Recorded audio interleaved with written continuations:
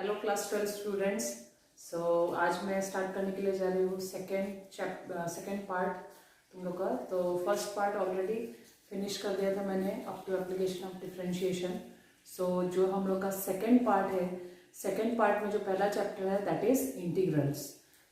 Integrals के बाद हम लोग एप्लीकेशन पढ़ेंगे, उसका नेक्स्ट चैप्टर, एंड उसके बाद नेक्स्ट चैप्टर जो होगा वो भी एप्लीकेशन का ही पार्ट है, दैट इज डिफरेंशियल इक्वेशन।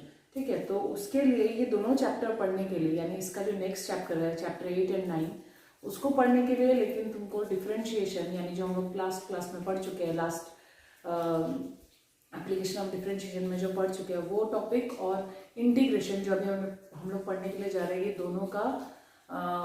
दोनों का पूरा कॉन्सेप्ट तुम लोगों को क्लियर होना चाहिए। प्लस साथ ही साथ सबसे ज़्यादा ज़रूरी है प्रैक्टिस। अगर इसमें तुम्हारा प्रैक्टिस नहीं है और तुम लोग सब कुछ जानते हो फिर भी अगर प्रैक्टिस नहीं है तो तुम लोग क्वेश्चंस नहीं कर पाओगे। तो इसमें बहुत प्रैक्टिस चाहिए। जितना हो सके क्वेश्चन आप लोग प्रैक्टिस करो घर में। ठीक है, तो एक्स्ट्रा क्वेश्चंस प्रैक्टिस करो, प्लस जो बुक में जो एग्जाम्पल्स है, एग्जाम्पल्स एज वेल एज जो एक्सरसाइज क्वेश्चन है सबको सॉल्व करो। ठीक है, तो अभी देखो इंटीग्रेशन तो ऑलरेडी तुम लोग थोड़ा बहुत जान चुके हो पहले से इंटीग्रेशन क्या होता है। जैसे डिफरेंशिएशन में हम लोग क्या करते हैं, कोई भी फंक्शन को हम लोग छोटे छोटे पार्ट्स में डिवाइड करते हैं डिफरेंशिएशन में। Integration is the inverse process of differentiation.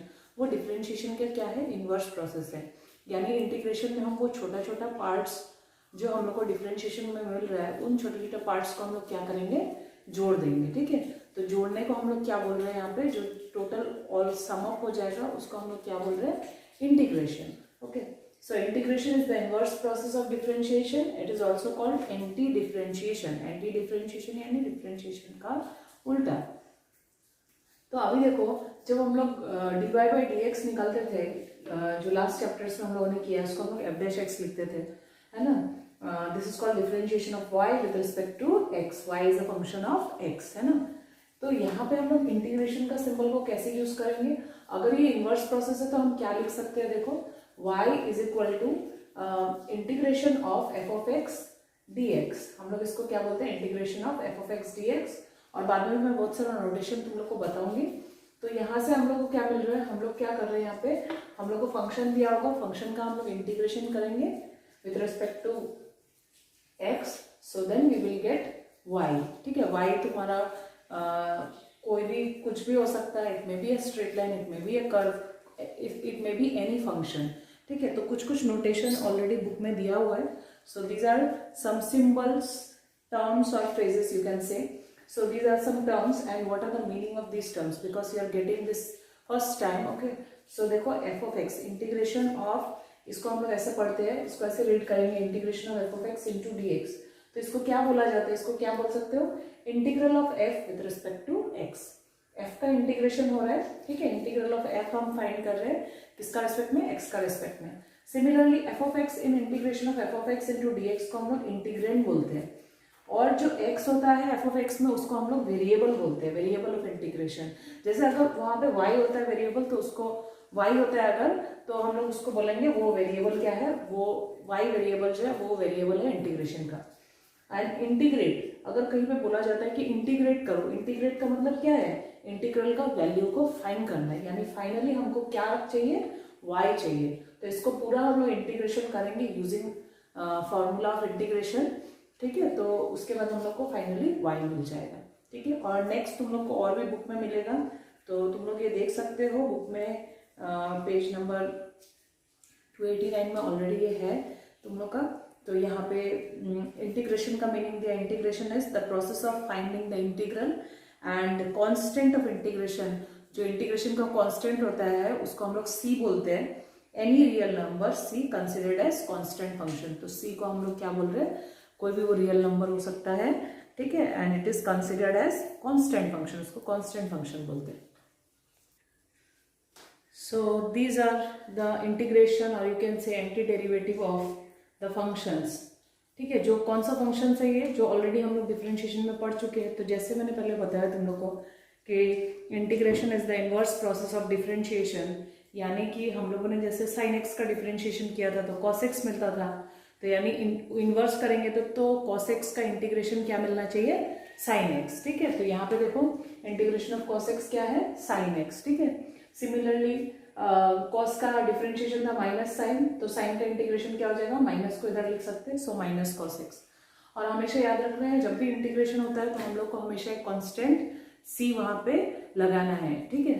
तो मैं अभी नेक्स्ट में बताऊंगी इंटीग्रल। हम लोग दो टाइप का इंटीग्रल पढ़ेंगे, one is indefinite integral and second is definite integral. तो इनडेफिनिट में लिमिट नहीं रहेगा, जैसे कि तुम यहाँ देख रहे हो लिमिट नहीं है, these are all indefinite integral, ठीक है। डेफिनिट इंटीग्रल में डेफिनिट हम लोग को बाउंड्री दिया होगा, बाउंडेशन दिया होगा कि you have to integrate in between these limits. तो उन केसेस में हम लोग को कांस्टेंट सी नहीं लगाना होता है, बिकॉज वो वैल्यू ऑलरेडी एक कांस्टेंट वैल्यू ही मिलेगा हम लोग को फाइनली। जब हम लोग को लिमिट पॉइंट्स दिया रहेगा, अपर लिमिट लोअर लिमिट, तब हम लोग एक रीजन, एक पर्टिकुलर रीजन दिया रहेगा, जिस रीजन में आंसर जो आएगा वो एक पर्टिकुलर वैल्यू हम लोग को देगा। तो वो पर्टिकुलर वैल्यू क्या है, वो कांस्टेंट है अल्टीमेटली जाके। तो वहां पे हम लोग सी नहीं लगाने से होगा, क्योंकि ऑलरेडी वो वैल्यू जो मिलेगा वो कांस्टेंट ही रहेगा। But in this cases we will get a function. हम लोग को जब इंटीग्रेशन हम लोग जब करेंगे तो हम लोग को एक फंक्शन मिलेगा। तो फंक्शन तो कांस्टेंट नहीं है, वो कोई भी वैल्यू, फंक्शन का कुछ भी वैल्यू हो सकता है। जैसे तुम अगर मान लो ये साइन एक्स है, मैं कोई भी एंगल यहाँ पे पुट करती हूँ सॉरी, तो अलग अलग वैल्यू मुझे मिलेगा यहाँ पे, है ना। बट ये अभी अभी अभी एट प्रेजेंट ये क्या है, ये एक फंक्शन दिया है मुझे, ट्रिग्नोमेट्रिक फंक्शन, ठीक है। तो यहाँ पे हम लोग कांस्टेंट सी लिखना पड़ेगा, ठीक है। तो देखो जैसे कि मैंने तुम लोगों को पहले भी क्लासेस में बताया, सपोज मुझे एक्स स्क्वायर का डिफरेंशिएशन चाहिए, so differentiation of x square will be 2x। अगर एक्स स्क्वायर प्लस 2 का डिफरेंशिएशन करते हैं तब भी 2x आएगा, एक्स स्क्वायर माइनस 100 का भी करते हो तो भी 2x आएगा। दैट मीन्स व्हाट, अगर हम लोग इनवर्स करते हैं, इनवर्स मतलब इंटीग्रेशन ऑफ 2x, तो उल्टा करेंगे तो इंटीग्रेशन ऑफ 2x होगा, तो वो क्या होना चाहिए, एक्स स्क्वायर तो आएगा ही आएगा, लेकिन साथ में क्या होगा, कोई कांस्टेंट हमेशा लगा रहेगा। बट हमको वो कांस्टेंट का वैल्यू मालूम नहीं है, so that's why we have to write this constant, we have to denote this constant as C, which is called constant of integration. यानी वो इंटीग्रेशन करने के बाद आया है वो कांस्टेंट, इसीलिए बोलते हैं कांस्टेंट ऑफ इंटीग्रेशन, ठीक है। तो ये फॉर्मूला तुम लोग याद कर लेना। अगर डिफरेंशिएशन का तुम लोग को फंक्शंस डिफरेंशिएशन क्या था वो अगर याद है तो इंटीग्रेशन का करने के लिए कोई भी डिफिकल्टी नहीं होगा, ठीक है। सो प्रॉपर्टी ऑफ इंटीग्रेशन, यहाँ पे दो मेन मैं बता सकती हूँ प्रॉपर्टी तुम लोग को।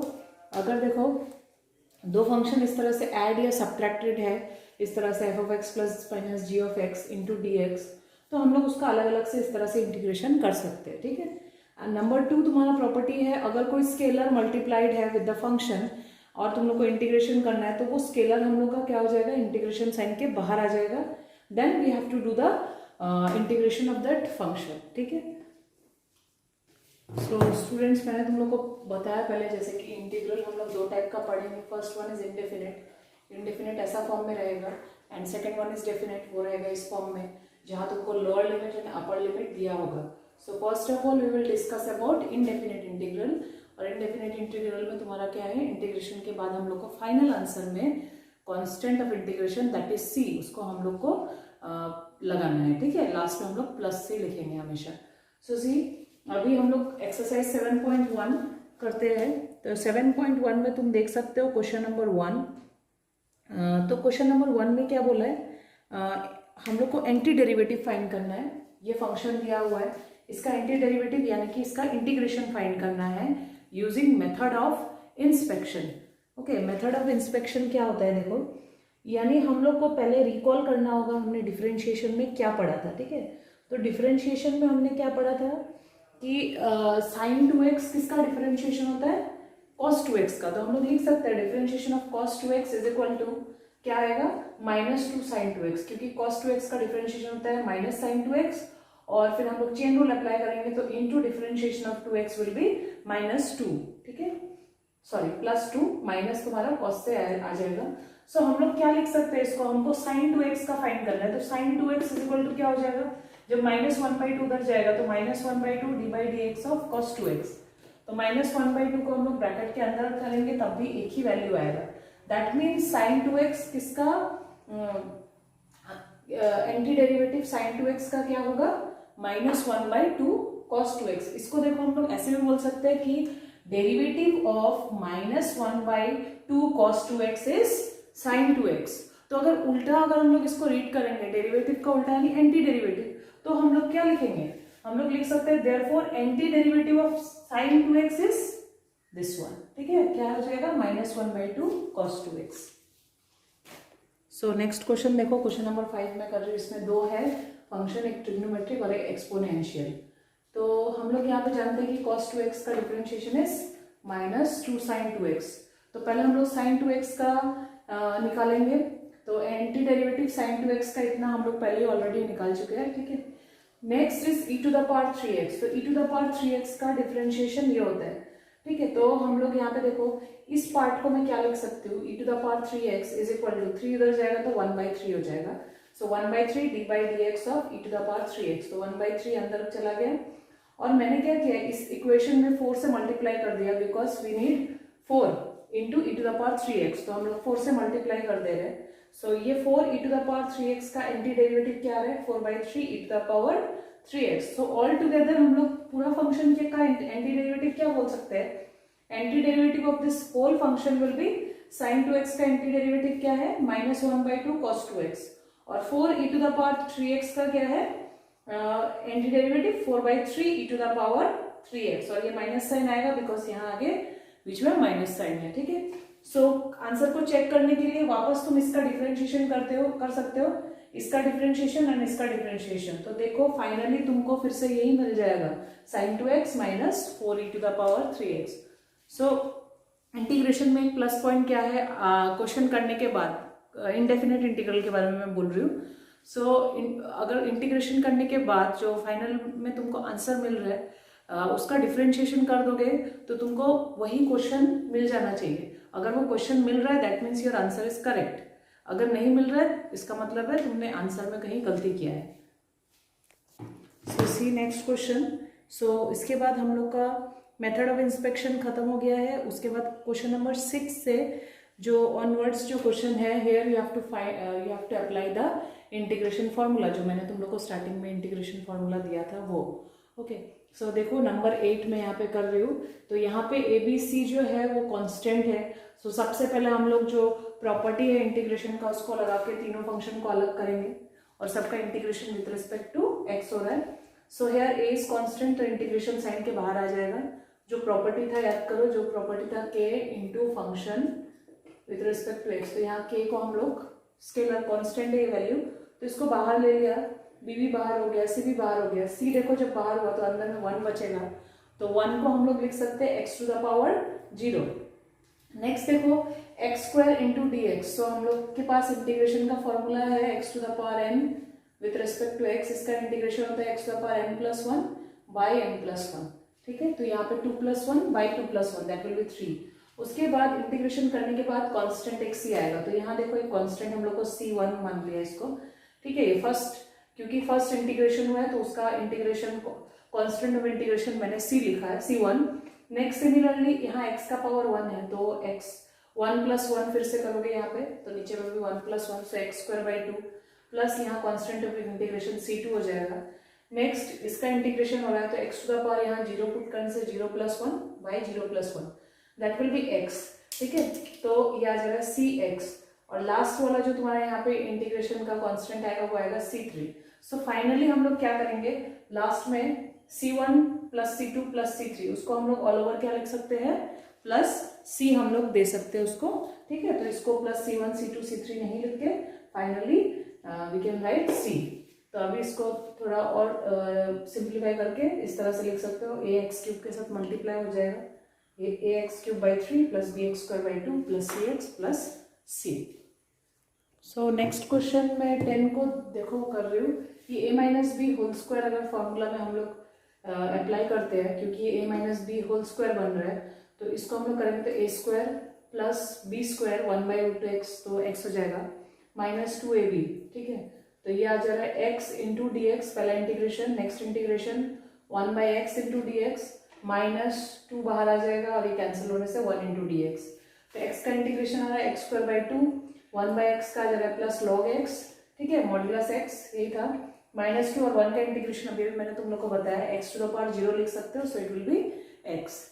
सिमिलरली यहाँ देखो नंबर 11, इस पे तुम लोग क्या करोगे, ये 3 टर्म्स है तो इंडिविजुअली हर एक टर्म को एक्स स्क्वायर से डिवाइड करोगे तो तुम्हें इस तरह से फंक्शन मिलेगा x इंटू डी एक्स, ये मिलेगा 5 बाहर आ जाएगा, x square by x square cancel होकर 1 इंटू डी एक्स माइनस 4 बाहर आने से ये आ जाएगा 1 by x square D X. तो इस ऐसा अगर होता है तो क्या कर सकते हो, इसको रेसिप्रोकल लेके एक्स टू द पावर -2 लिख सकते हैं। तो इसका इंटीग्रेशन हम लोग को मालूम है X to the power -2 + 1 by -2 + 1, ठीक है। तो फर्दर इसको सॉल्व करोगे, यहाँ -1 आएगा, सो -1 यहाँ पे इसको प्लस कर देगा, सो 4x टू द पावर -1 यानी 4/x लिख सकते हो इसको, ठीक है। तो नेक्स्ट क्वेश्चन इज 19। तो ट्रिग्नोमेट्रिक फंक्शन में 2 यहाँ पे कर दे रही हूँ, 19 और 20। तो और एक चीज बताना है तुम लोग को कि इंटीग्रल जो है that is denoted by i, so that's why I am writing here what i is equal to, मैं इस तरह से रिप्रेजेंट कर रही हूँ, ठीक है इसको। तो i इज इक्वल टू ये दिया हुआ है 19 में, देखो sec को हम लोग लिख सकते हैं 1 by cos square, cos x square को लिख सकते हैं 1 बाई sin स्क्वायर।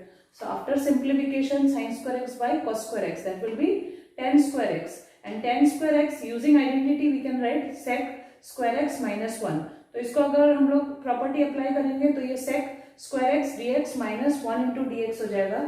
तो using integration formula, integration of this will be tan x and integration of 1 is x plus constant. Next 2 minus 3 sin x by cos square x। तो जिस तरह से पहले क्वेश्चन में भी किया था, इंडिविजुअली हम लोग इसको अलग अलग करेंगे। सो 2 बाहर आ जाएगा तो ये लिख सकते हो 1 by cos square x into dx minus 3 बाहर आ जाएगा तो sin x by cos x into 1 by cos x, because यहाँ पे 2 cos x है तो दोनों को मैंने इस तरह से अलग अलग करके लिखा है। So sin by cos will be tan and 1 by cos will be sec। Okay, so यहाँ पे 1 बाई cos स्क्वायर क्या हो जा रहा है, sec square. So integration of this is tan x, similarly integration of tan x into sec x is sec x।